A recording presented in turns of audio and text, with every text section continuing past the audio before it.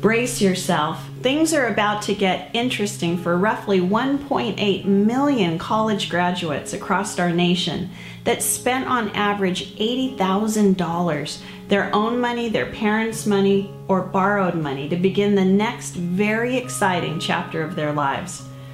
Tapping into 25 plus years as a director for large companies, here's my short list of hindsight wisdom I learned the hard way.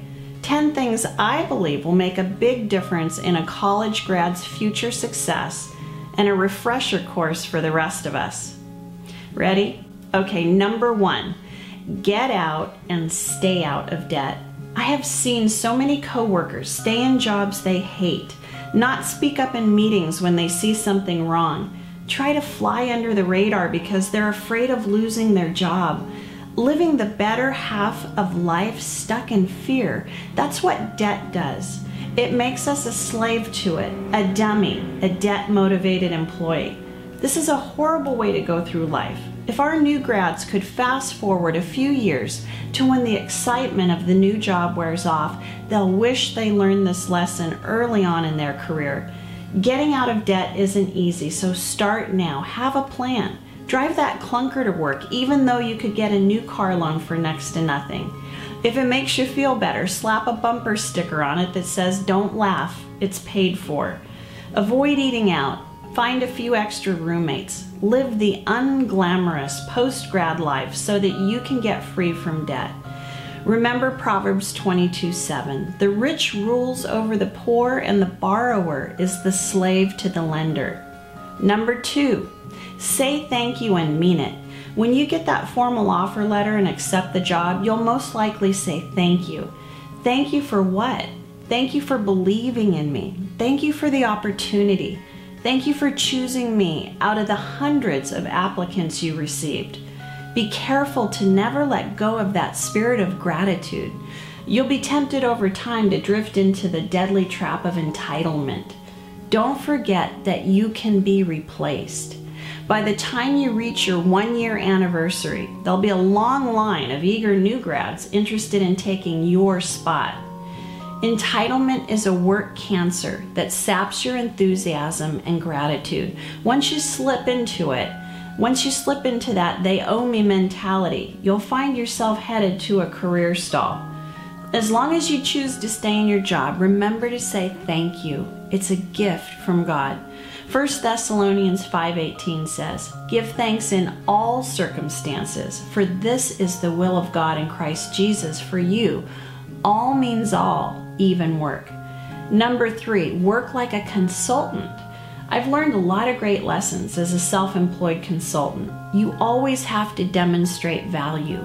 You're paid to bring fresh ideas and perspectives.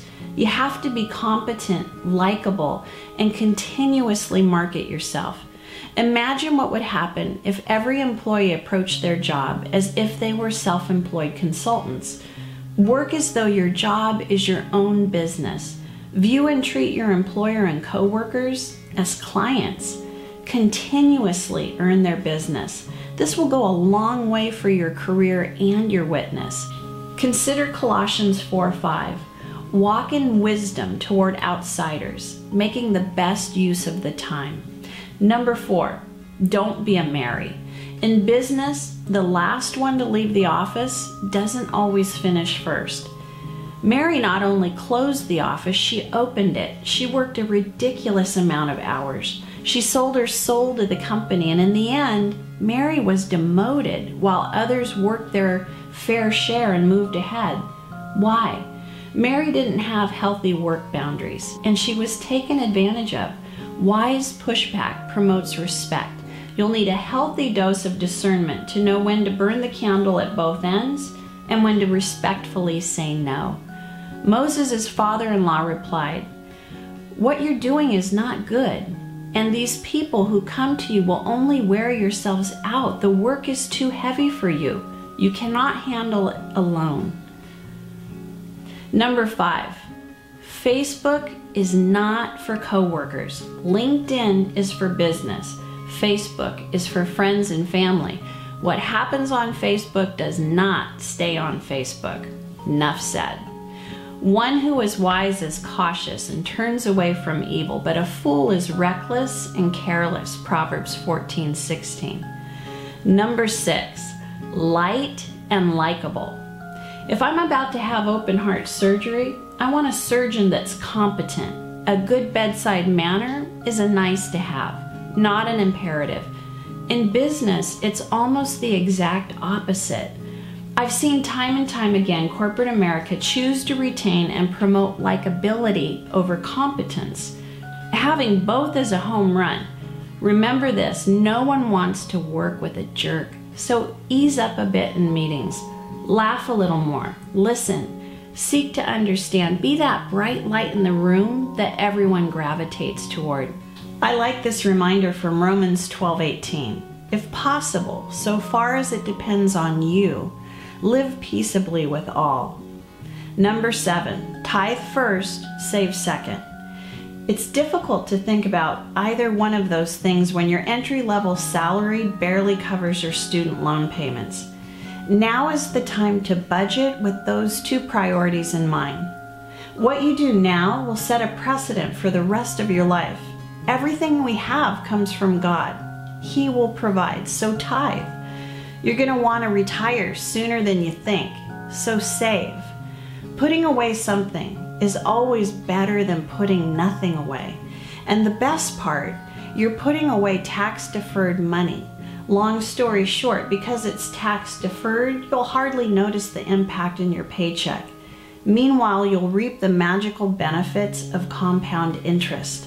According to Michelle DeGeorge, financial advisor with Ameriprise, if a 20-year-old begins to save $5,000 a year in a tax-deferred account through age 70, earns a rate of return of 8% compounded annually, he or she will have over $3 million. Compare that to someone who waits another 10 years to begin saving. All else is the same, but the ending balance for the individual would be less than half of the savings accumulated by the 20-year-old. As Benjamin Franklin so aptly said, lost time is never found again. Moral of the story, start saving now. You'll be glad that you did. The plans of the diligent lead surely to advantage, but everyone who is hasty comes surely to poverty. Proverbs 21:5. Number 8, work is what you do, not who you are. Work is important, but it's not the most important thing. If you find yourself thinking more about work than you do God, your family, your ministry, there may be an idol in the making. Work to live, don't live to work.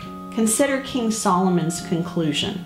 What has a man from all the toil and striving of heart, which he toils beneath the sun? For all his days are full of sorrow, and his work is a vexation.